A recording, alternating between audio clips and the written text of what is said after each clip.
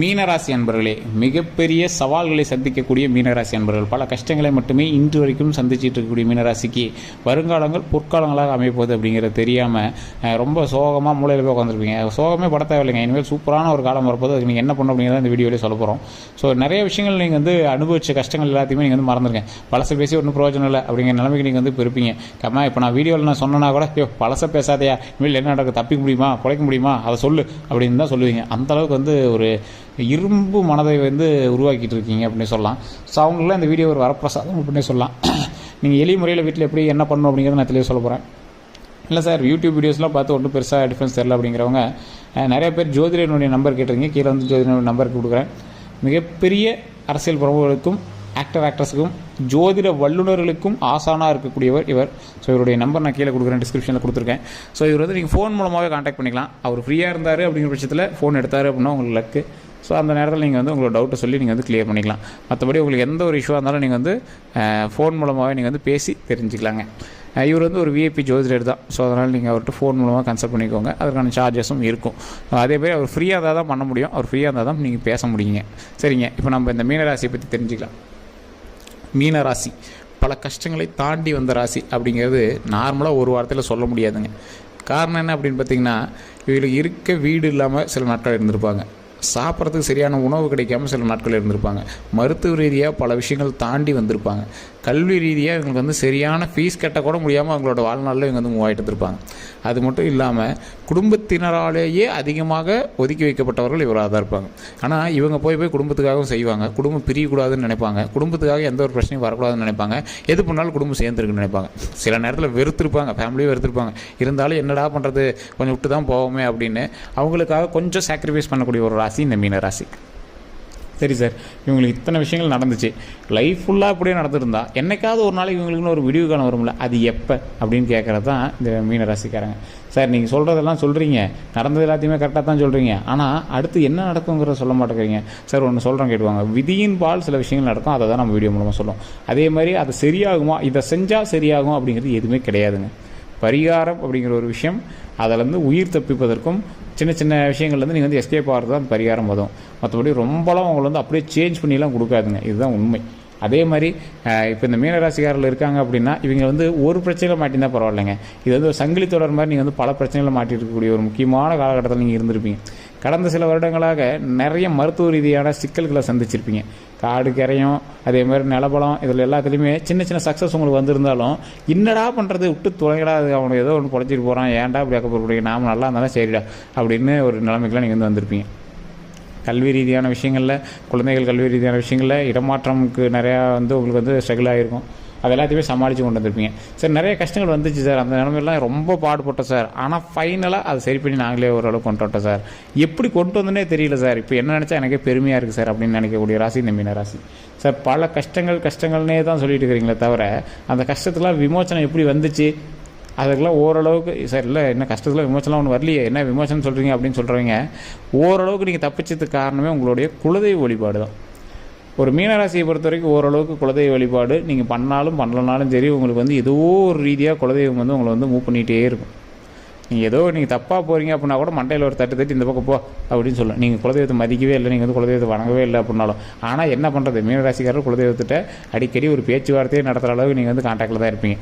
பெருசாக நீங்கள் குலதெய்வத்துக்கிட்ட இது பண்ண மாட்டீங்க. இப்படி உங்கள் தாய் தந்தையர்கிட்ட நீங்கள் ரொம்ப நெருக்கமாலாம் இருக்க மாட்டீங்க. என்ன அது பண்ணுற இது பண்ணுற அப்படின்னு சொல்லிட்டு இருப்பீங்க. ஆனால் உங்களோட தாய் தந்தையர் உங்களுக்கு ஓரளவுக்கு பண்ணுவாங்க, ஆனால் உங்களுக்கு சாட்டிஸ்ஃபை ஆகாது. அதே மாதிரி தான் நீங்கள் குலதெய்வத்திட்டே இருப்பீங்க. குலதெய்வம் உங்களுக்கு பண்ணிட்டு தான் இருக்குது, ஆனால் குலதெய்வம் என்ன பண்ணிச்சு அப்படிங்கிற அளவுக்கு தான் நீங்கள் உங்களோட மைண்ட் செட். அது மீனராசியினுடைய குணாதிசயம் அப்படின்னு சொல்லலாம். சரி சார், இதெல்லாம் ஒரு பக்கம் இருந்துட்டு போதுங்க. இந்த குலதெய்வத்தினோட வழிகாட்டினால தான் இப்போ நீங்கள் மூவ் ஆகிட்டு இருக்கிறீங்க. அந்த குலதெய்வம் நல்லா இருந்த எங்களுக்கு சரி பண்ணிருந்துச்சுன்னா இந்த கஷ்டங்கள்லேருந்து நான் கொஞ்சம் விலகி இருப்பேன்ல அப்படிங்கிறவங்களுக்கு சார், குலதெய்வம் உங்களுக்கு பண்ணுவது மற்றவங்கள விட உங்களுக்கு நல்லா தான் பண்ணிட்டு இருக்குங்க. ஆனால் உங்களுக்கு சாட்டிஸ்ஃபை ஆகல, அதுதான் உண்மை. குலதெய்வம் உங்களுக்கு எல்லா கஷ்டத்துலேருந்து ஒரே ஐடியாலாம் உங்களை சால்வ் பண்ணாது. விதியின்பால் நீங்கள் சில விஷயங்களை அனுபவிக்கணும் அப்படின்னா அதை அனுபவிச்சிருப்பீங்க. அதை கொஞ்சம் கொஞ்சமாக தான் சரி பண்ணிட்டு வரும். ஃபினான்ஷியலான அடி அது மீனராசியில் இப்போ கன்ஃபார்ம் இருக்கக்கூடிய ஒரு விஷயம். ஃபினான்ஷியலாக கடன் பிரச்சனை, நகை பிரச்சனை, நகையை கொண்டு போய் பேங்கில் வச்சு அதை மூக்க முடியல, நிலத்து மேலே டாக்குமெண்ட்டில் லோன் வாங்குறது, வீடு கட்டுறதுக்கு லோன் வாங்குறது, இதெல்லாம் கொஞ்சம் கொஞ்சம் இருக்க தான் செய்யும். இது ஃபினான்ஷியலாக நீங்கள் லாக் ஆனீங்க அப்படின்னா திருப்பதி ஏழுமலையான் வெங்கடாஜலபதியை கண்டிப்பாக வணங்குங்க. வீட்டிலேருந்தே வணங்குங்க. ஓம் திருப்பதி ஏழுமலையானை போற்றி, ஓம் திருப்பதி ஏழுமலையானை போற்றி, ஓம் திருப்பதி ஏழுமலையானை போற்றி, அந்த மாதிரி நீங்கள் வணங்குங்க. ஃப்ரீ டைமில் வீட்டில் இருக்கும்போது சொல்லுங்கள். கமெண்ட் செக்ஷனில் மறக்காமல் 3 டைம் பதிவிடுங்க. இது மாதிரி பண்ணிங்க அப்படின்னா ஃப்ரீ டைமில் அப்படி நீங்கள் நினச்சிட்டு இருக்கும்போது உங்களுக்கு என்ன தேவை, உங்களுக்கு என்ன விஷயத்தில் நீங்கள் வந்து ரிலீஃப் தேவை, பண விஷயத்துலையா கடன் விஷயத்தில் எந்த விஷயத்தில் ரிலீஃப் தேவையோ அதை சொல்லி நீங்கள் வணங்குனீங்க அப்படின்னா ஆட்டோமேட்டிக்காக அதை வந்து சரி பண்ணி கொடுக்குங்க. இதுதான் ஒரு மிகப்பெரிய விஷயம். நீங்கள் வந்து மனசை ஒருநிலைப்படுத்தி வேண்ட மாட்டீங்க. ஒரு குழப்பவாதி, இதை பண்ணலாமா அதை பண்ணலாமா, இதை செய்யலாமா அதை செய்யலாமா, உங்களுக்குள்ளேயே ஒரு தெளிவு இல்லாத பட்சத்தில் அதை ஃபைனல் அவுட்புட் எப்படி வரும்? சில நேரத்தில் இல்லை சார் இதுதான் பிரச்சனை அப்படின்னு நீங்கள் வந்து சொல்லிகிட்டே இருப்பீங்க. ஒருத்தர் வந்து உனக்கு என்ன பிரச்சனை அப்படின்னு கடவுள் வந்து அவங்க முன்னாடி கேட்டால் கூட ஒரு விஷயத்த சொல்ல முடியாமல் ஒரு 4-5 அதை வந்து சொல்லுவீங்க. ஒரு விஷயத்த சொல்கிறா 4-5 பிரச்சனையை சொல்லிட்டு இருக்கிற, என்ன பண்ணும் அதை சொல்லு அப்படின்னு கேட்டால் உங்களுக்கு சொல்ல முடியாதுங்க. அந்த மாதிரி ஒரு கஷ்டத்தை வந்து நீங்கள் வந்து பிச்சு போட்டுட்டுருக்கிறீங்க. உங்களுக்கு தேவை ஒரே விஷயம் அப்படின்னு நீங்கள் வந்து ஃபைனல் பண்ணிங்க அப்படின்னா அது ஆட்டோமேட்டிக்காக கடவுள் வந்து உங்களுக்கு செஞ்சு கொடுக்கும். ஏன்னா உங்களுக்கு குலதெய்வத்தோடைய மிகப்பெரிய ஒரு அருள் இருக்குதுங்க. அதனால் நீங்கள் வந்து ஆட்டோமேட்டிக்காக ஒரு ப்ராப்ளம் இருக்குது அப்படின்னா அதை ஒரு இதை மட்டும் மைண்டில் வச்சுட்டு அதை சரி பண்ணிக்கலாம், மூவ் ஆன் அப்படின்னு நீங்கள் வந்து அடுத்த வேலையை நீங்கள் பார்க்க ஆரம்பிச்சிங்க அப்படின்னா ஆட்டோமேட்டிக்காக பிரச்சனைகள் சால்வ் ஆகி நன்மை பெருகும். அதற்கு உங்களுடைய குலதெய்வமும் மிகப்பெரிய ஒரு உறுதுணையாக அமையும். இது வந்து ஒரு மிகப்பெரிய விஷயம். ஃபினான்ஷியலாக நீங்கள் வந்து கொஞ்சமாக தான் ஸ்டேபிள் ஆவீங்க. அதை ஆட்டோமேட்டிக்காக கொஞ்சமாக சால்வ் பண்ணிட்டு வந்துடுவீங்க. கடன் பிரச்சனையிலேருந்து உடனடியாக விடுபட முடியாது. கொஞ்சம் நீங்கள் வந்து சால்வ் பண்ணிட்டு தான் வர முடியும். இதுதான் ஒன்று. மருத்துவ ரீதியான விஷயங்களில் பல கஷ்டங்கள் நீங்கள் வந்து அனுபவிச்சிருப்பீங்க. உங்களுடைய தாய் தந்தையருக்கோ குடும்பத்தினருக்கோ யாருக்கோ ஒருத்தருக்கு உடல் ரீதியான விஷயங்களில் நீங்கள் நிறைய செலவும் பண்ணியிருப்பீங்க. அது கடவுள் புண்ணியத்தில் ஓரளவுக்கு சொல்யூஷன் வந்து சால்வ் பண்ணி கொடுத்துருக்கோம். சின்ன இழப்புகளையும் சந்திச்சிருப்பீங்க, மிகப்பெரிய இழப்புகளையும் நீங்கள் வந்து நடுவு சந்திச்சிருப்பீங்க. அது வந்து எங்களுடைய விதியின் பால் நீங்கள் வந்து அனுபவிக்க வேண்டிய நேரமாகவும் இருந்திருக்கலாம். அந்த கஷ்டங்கள் எல்லாமே விலகிருச்சிங்க. இதற்கு மேல் உங்களுக்கு நன்மைக்கான நேரம். சரி இதுக்கு மேலே என்ன சார் இருக்குது அப்படின்னு மனசு உடஞ்செல்லாம் நீங்கள் வந்து பேச வேண்டாம். சில கஷ்டங்களை அனுபவிக்கணும் அப்படின்னா அனுபவிச்சு தான் ஆகணும். எல்லாருமே அந்த மாதிரி கஷ்டங்களை அனுபவிச்சிருப்போம். ஸோ உடல் ரீதியான விஷயங்கள் லைட்டாக ஒரு மாதிரி பண்ணிச்சு அப்படின்னாலும் உடனே டாக்டர் போய் பாருங்கள். பழைய கஷ்டங்கள் எல்லாமே தீர்ந்துச்சு. இருந்தாலும் நீங்கள் வந்து கொஞ்சம் உடம்புல சேஃப்டியாக இருக்கிறது ரொம்பவே நல்லது. குழந்தைகளோட விஷயத்துக்கு நீங்கள் வந்து ஜோதிடம் பார்க்கணுங்கிற அவசியம் இல்லை. இருந்தாலும் அவங்களுக்கு என்ன தேவையோ அதை வந்து நீங்கள் வந்து சரி பண்ணி கொடுத்துருங்க. மற்றபடி டாக்குமெண்ட் ரீதியான விஷயங்கள், லேண்ட் ரீதியான விஷயங்கள்லாம் கொஞ்சம் அப்படியே சிக்கலாக தான் இருந்துகிட்ருக்கும். அது எல்லாமே ஒவ்வொன்றா நீங்கள் வந்து ஓப்பன் ஆகிட்டு வரது நீங்களே கண் கூட பார்த்துட்டு தான் இருப்பீங்க. இல்லை சார் சொல்யூஷனே கிடைக்கல அப்படின்னா அதோட பேச்சுவார்த்தை ஆரம்பிச்சிச்சு அப்படின்னா நீங்கள் ஸ்கிப் பண்ணி போட்டுருக்கீங்க அப்படின்னா அது வந்து சொல்யூஷன் கிடைக்காதுங்க. ஏதோ ஒரு ஃபைனல் அவுட்புட்டாக பேச்சுவார்த்தை வரும்போது நீங்கள் வந்து சரி பண்ணிக்கிறது பரவாயில்ல. உங்களுக்கு சாதகமாக வரக்கூடிய நேரமாகவும் இந்த நேரம் இருக்குது. அதனால் நீங்கள் வந்து லேண்ட் சம்மந்தப்பட்ட விஷயத்தில் பார்த்து சரி பண்ணிக்கலாங்க. அதே மாதிரி ஃபினான்ஷியலாக ஒன்றும் பெருசாக அவுட்புட் இல்லை சார், என்ன தான் பண்ணுறனே தெரில, அதுதான் ரொம்ப இட்டியாக இருக்குது அப்படிங்கிறவங்களாம் கொஞ்சம் பொறுமையாக இருங்க. அது கொஞ்சமாக சொல்யூஷன் வந்து சால்வ் ஆகிட்டு இருக்கும். ரொம்ப இறுக்கி கழுத்து பிடிக்கிற அளவுக்குலாம் உங்களை வந்து விடாது. அப்படியே இருந்தாலும் ஏதோ ஒரு வகையில் உங்களை வந்து கடவுள் காப்பாற்றி கொண்டு வந்துடும். அந்த மாதிரி ஒரு சூழ்நிலையில் தான் நீங்கள் வந்து இருக்கீங்க. தொழில் ரீதியான விஷயங்களில் பெரிய ஆடம்பர தொழிலெலாம் பண்ணணும் அப்படின்லாம் ஆசைப்பட்டீங்க அப்படின்னா அதிக முதலீடு போடாதீங்க. ஓரளவுக்கு பார்த்தே போட்டிங்க அப்படின்னா போதுமானதாக இருக்கும். அதே மாதிரி கல்வி சம்மந்தப்பட்ட விஷயத்துலையும் சரி, நீங்கள் வேறு ஏதாவது தொழில் ரீதியாக பார்ட்னர் சம்மந்தப்பட்ட விஷயத்துலையும் சரி ரொம்ப பார்த்து பக்குவமாக பண்ணக்கூடிய ஒரு நேரமாகவும் இது வந்து அமையும். திடீர்னு உங்களுக்கு வந்து வீடு கட்டுற யோகம் வந்து கிடைக்கிறதுக்கான வாய்ப்புகள் அதிகமாக இருக்குது. உங்களோட சொந்த இடத்துல நீங்கள் வந்து வீடு கட்டுறதுக்கான யோகம் வந்து அமையலாம். ஸோ அதே இடத்துல உங்களுக்கு வந்து ஏதாவது லீஸு கேட்டு உங்களோட இடத்துல வந்து உருவாக்குறதுக்கான நிலைமை இருக்கலாம்.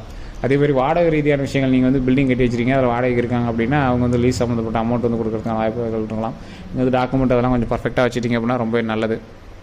அதே மாதிரி நிறைய வெளித்துறைகளில் வேலை பார்த்துருக்கோம் சார், அரசு துறைகள், ஐடி துறைகளில் வேலை பார்த்துருக்கோம் அப்படின்னா சம்பளம் வந்து உங்களுக்கு ஓரளவுக்கு இன்க்ரிமெண்ட் ஆகிறதுக்கு வாய்ப்புகள் இருக்குது. அதே மாதிரி கூட இருக்கிற ஒருத்தர் உங்களை மாட்டி விடுறதுக்கான வாய்ப்புகள் இருக்குது. சின்ன தவறுகள் ஏதாவது உங்கள் லைஃப்பில் நீங்கள் பண்ணியிருப்பீங்க, அதை வந்து மாட்டி விடுறதுக்கான வாய்ப்புகளும் கொஞ்சம் அதிகமாக இருக்குது. அந்த மாதிரி விஷயங்களில் கவனமாக சேர்ந்து பார்த்து பத்திரமா பண்ணுங்கள். அதான் பார்ட்னர்ஷிப். உங்களுக்கு தெரிஞ்ச விஷயம், அவன் பார்ட்னர்லாம் கிடையாது சார், அந்த மாதிரிலாம் யாருன்னே எனக்கு தெரில, ஆனால் என் லைஃப்பில் வந்து அவன் குறுக்கிட்டு இருக்கிறான். அந்த மாதிரி சூழ்நிலைகள் இன்றைக்கி உங்களுக்கு நடந்துட்டுருக்கு அப்படின்னா மறக்காம கமெண்ட்ஸில் பதிவுங்க. தொழிலையும் சரி, அரசு துறையோ அல்லது ப்ரைவேட் துறையோ நீங்கள் வந்து வேலை பார்த்துருக்கீங்க அப்படின்னா ஒருத்தன் அவங்களை வந்து டிஸ்டர்ப் பண்ணிகிட்டு இருப்பான். அது என்னன்னே தெரில சார், அவனுக்கு எனக்கு செட்டே ஆக மாட்டேங்குது அப்படி தான் இருப்பீங்க இந்த மீனராசியை பொறுத்த வரைக்கும். அதுவுமே போக சரியாகிக்கும். ஸோ அதனால் நீங்கள் வந்து பேச்சுவார்த்தையின் மூலமாகவே சரி பண்ணிக்கோங்க. நீங்கள் கோவம் அதிகமாக போடுறதுனால அது வந்து வேறு மாதிரி திரும்புறதுக்கான வாய்ப்புகளும் இருக்குது. எதிரியை உருவாக்காதீர்கள் மீனராசியை பொறுத்த வரைக்கும். ஸோ எதிரியை உருவாக்காமல் இருந்துட்டிங்கன்னா உங்களுக்கு நல்லது. எல்லாத்தையும் ஒரு நண்பன் ரீதியாக நீங்கள் வந்து கொண்டு போயிட்டீங்க அப்படின்னா பிரச்சனையிலேருந்து சால்வ் ஆகி வெளியே வந்துக்கலாம். ஸோ அதே மாதிரி இவங்க ஏதாவது ஒரு வேண்டுதல்கள் ஏதாவது குலதெய்வத்துக்கு இருந்தது அப்படின்னா உடனடியாக செஞ்சுருங்க. அது ஏதாவது ரொம்ப தள்ளி போயிட்டுருக்கு அப்படின்னா அதை கொஞ்சம் பார்த்து செஞ்சிட்டிங்க அப்படின்னா ரொம்பவே நல்லதுங்க.